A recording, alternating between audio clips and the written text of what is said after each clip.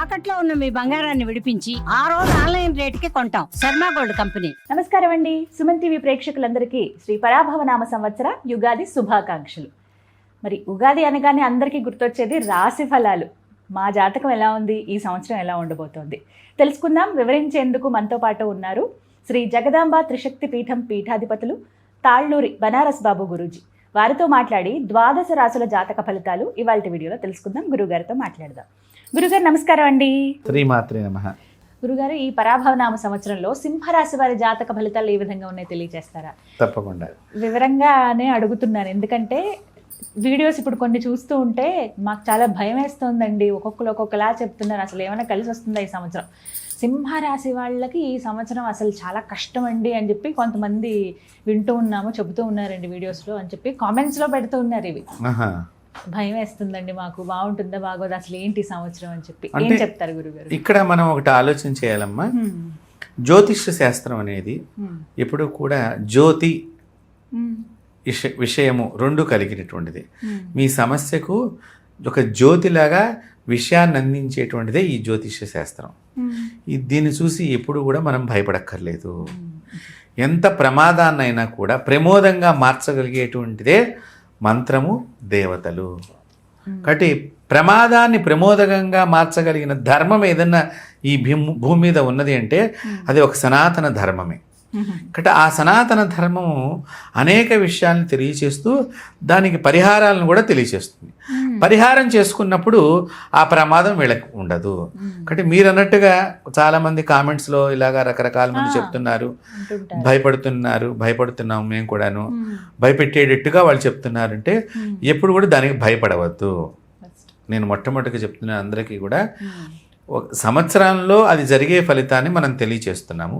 ఒకటి ఇదొక్కటే కాదు, ఇక్కడ ఉన్న గ్రహము ప్రపంచానికి ఉండేటువంటి ఈ చక్రం మన జాతకంలో ఉండేటువంటి చక్రాన్ని రెండు బేరీజ్ వేసుకుని మనం ఉగాది అయిన తర్వాత మన ఇంటి గురువు దగ్గరకో ఎవరైనా మంచి గురువులను ఆశ్రయించో వెళ్ళి తెలుసుకుంటే కనుక మీకు ఎటువంటి ప్రమాదం జరగకుండా చక్కని మార్గాన్ని ఉపదేశం చేస్తారు. లేదు మనం ఎట్లాగో రాశి ఫలితాల్లో చివరిలో ఏ దేవుణ్ణి ప్రార్థన చేసుకోని చెప్తాం, ఆ మాట మీద విశ్వాసం పెట్టి వారు చేస్తే మళ్ళీ మనకే వాళ్ళు తెలియజేస్తారు మేము చాలా బాగున్నామండి అని చెప్తారు. కాబట్టి ఎందుకంటే మన రాసుల్లో కూడా అందరికీ అనేక రకాలుగా కోణాల్లో మనం చూడాలి. ఆ గ్రహము ఒక్కొక్క రాశికి ఒక్కొక్క రకమైనటువంటి డిగ్రీస్లో ఉంటుంది. కాబట్టి అది చూసుకోకుండా మనం భయపడిపోకూడదు ఎప్పుడు కూడా మెయిన్గా. కాబట్టి అసలు ఏ రాశి వారు కూడా భయపడవద్దు. నేను మొట్టమొదటిగా చెప్తాను, ఇది మీకు జ్యోతిని నింపేటువంటిది, మీ జీవితంలో వెలుగుని నింపేటువంటిదే జ్యోతిష శాస్త్రం. ఇప్పుడు మన రాసుల్లో ఏదైతే మనం చివరిలో ఏ భగవంతుడిని ఆరాధన చేయమంటున్నాం, ఏ విధంగా కూడా చెప్తున్నాం మనం. ఒక ప్రదక్షిణ, ఒక దీప ఆరాధన, ఒక స్తోత్ర పారాయణము. ఎందుకంటే పేదవాళ్ళు ఉంటారమ్మా, చాలా కడు పేదవాళ్ళు ఉంటారు, వాళ్ళు దానం చేయలేకపోవచ్చు. మనం వారి గురించి కూడా చెప్పాలి కదా. అందుకని నేను అసలు మొట్టమొదటిగా చెప్తున్నాను ఈ విషయాన్ని. ప్రతి ఒక్కరూ కూడా అంటే అందరం కూడా సామాన్యుడు గురించి ఆలోచన చేసినప్పుడే భగవంతుడికి ఆనందం కలుగుతుంది. కాబట్టి భగవంతుడికి ఆనందం కలిగే పనిని మనం చేద్దాం. మరి సింహరాశి తప్పకుండా. సింహరాశి అంటే మనకి మఖ, పుబ్బ, ఉత్తర 1వ పాదం ఈ రాశికి సంబంధించినటువంటి దానిలో నక్షత్రాలు మనకు కనిపిస్తున్నాయి.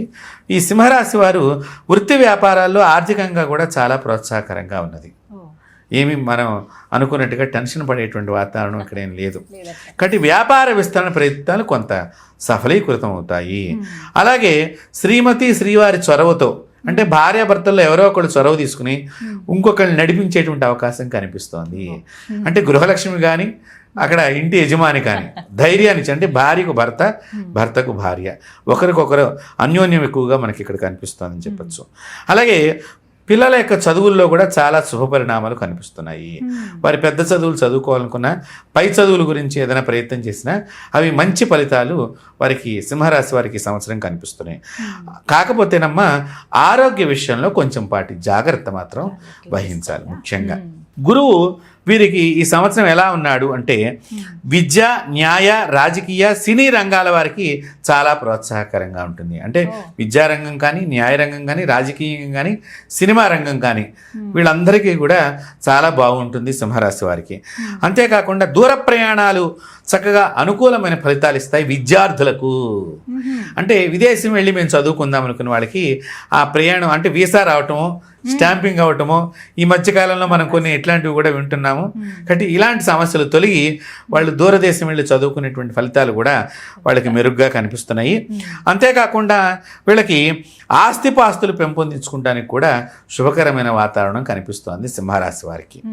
అంతేకాకుండా కొంత సమయం ఈ డిసెంబర్ 14 వరకు కూడా గురువు వక్రించి ఉండటం మూలకంగా కొన్ని జాగ్రత్తలు పాటించాలి. కొత్త పరిచయాల విషయాల్లో జాగ్రత్తలు పాటించాలి. కొత్త వాళ్ళు పరిచయం అవుతూ ఉంటారు, అలాంటి విషయంలో జాగ్రత్తగా ఉండాలి.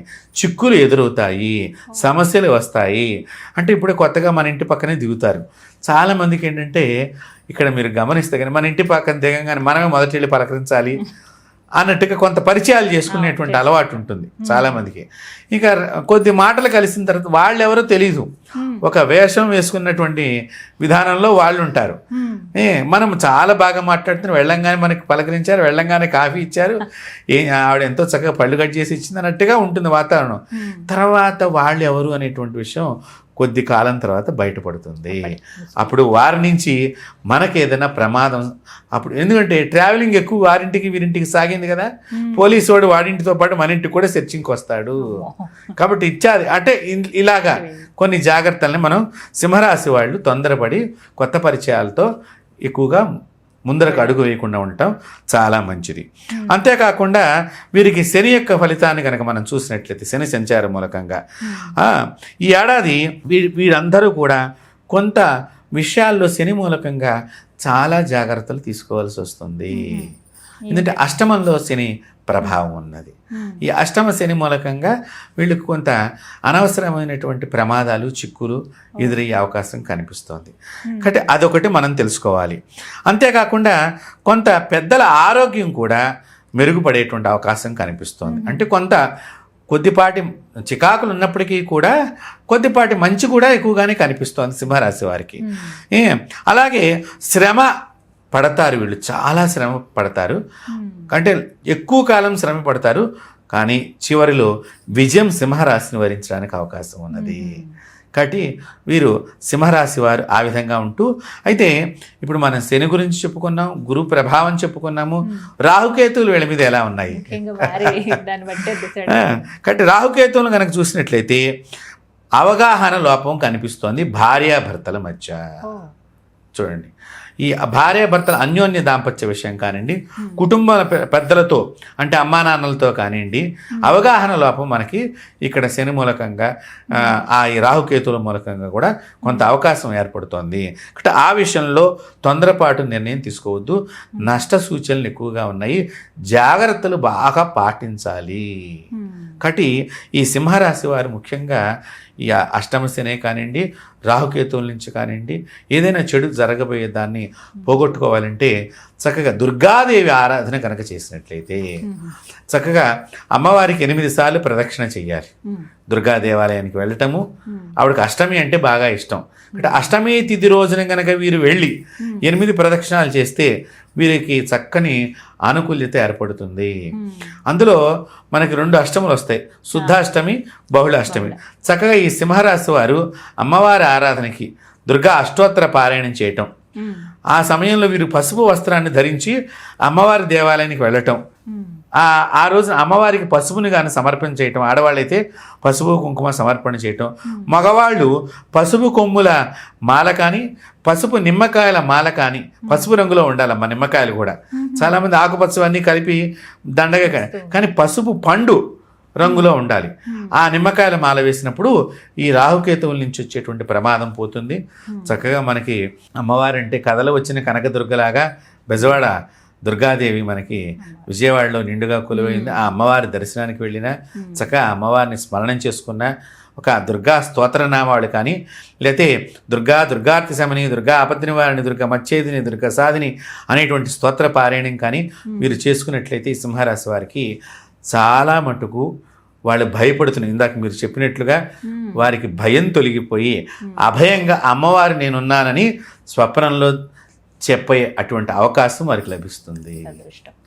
చాలా కాబట్టి ఇటువంటి సింహరాశి వారు భయపడక్కర్లేదు. పరిహారాలు కూడా అందరూ చేసుకునే విధంగానే తెలియజేశారు. ప్రదక్షిణలు ముఖ్యం. అవును. దర్శనము ప్రదక్షిణతో చాలా దోషాలు తొలగిపోతాయి అమ్మా. అందుకనే ప్రదక్షిణ పెట్టిందే కారణం అది. దేవాలయంలో ప్రదక్షిణాలు ఎందుకు చెయ్యాలి అంటే చాలామందికి తెలియదు. మనం చెప్పులు వదిలివేసి, ఎప్పుడైతే మనం చెప్పులు వదిలేస్తాం, పూర్వీకులు చెప్పులు వదిలేసి ఎక్కువ దూరం నడిచేవాళ్ళు. మీరు గమనిస్తే కనుక శరీరంలో లోపలంతా కూడా ఎంతైతే మనం ఒత్తిడికి లోనవుతున్నామో ఈ ప్రదక్షిణ మూలకంగా ఆ ఒత్తిడి తగ్గిపోతుంది. చెప్పులు లేకుండా ప్రదక్షిణ అనేకూడదు. ఇప్పుడు ఇళ్లలో చెప్పులు వేసుకుంటున్నారు. ఇక దేవుడు గది ముందర చెప్పులు విడిచేవాడు కొన్ని, నేను అనకూడదు. ఇంకా దేవుడు గది ముందరే చెప్పులు విడిచేసి అప్పటిదాకా చెప్పులతో ఇంట్లో ఉండి ఆ గది లోపల వెళ్ళటానికి మాత్రమే లేదు, అక్కడ కూడా మేము కొత్త చెప్పులు దేవుడికి పెట్టుకున్నామని కూడా అనేటువంటి వాతావరణంగా అయిపోయింది. అంతటి ప్రమాదంలో మనం ఉన్నాం. అందుకనే ప్రమోదం కాకుండా ప్రమాదం ఎక్కువ జరుగుతోంది. కాబట్టి దయచేసి మీరు చక్కగా చెప్పులు విడిచి, మనం దేవాలయంలో కనుక ప్రదక్షిణాలు మంచిగా, ఎలాగో చెప్పులు విడిచే లోపలికి పెడతాం, కానీ చేసేటప్పుడు నిదానంగా చేయాలి. మరీ స్పీడ్గా చేయకూడదు, మరీ స్లోగా చేయకూడదు. సమాన స్థితిలో చేస్తూ అమ్మవారి మూర్తి యొక్క లోపల గర్భాలయంలో ఒక్కసారి అమ్మవారి ఎదురుగుండా నిలబడి నమస్కారం చేసుకుని ఆ పాదాలు అక్కడ నా కంటికి కనిపిస్తున్నాయి అనే భావనతో ప్రదక్షిణం చేస్తూ అమ్మవారిని కనుక 8 సార్లే ప్రదక్షిణ దుర్గాదేవికి 8 ప్రదక్షిణాలు చేసినంటే అష్ట కష్టాలు సింహరాశికి తొలగిపోతాయి. చక్కగా వివరించారు. ధన్యవాదాలు గురుగారు. స్వస్తి.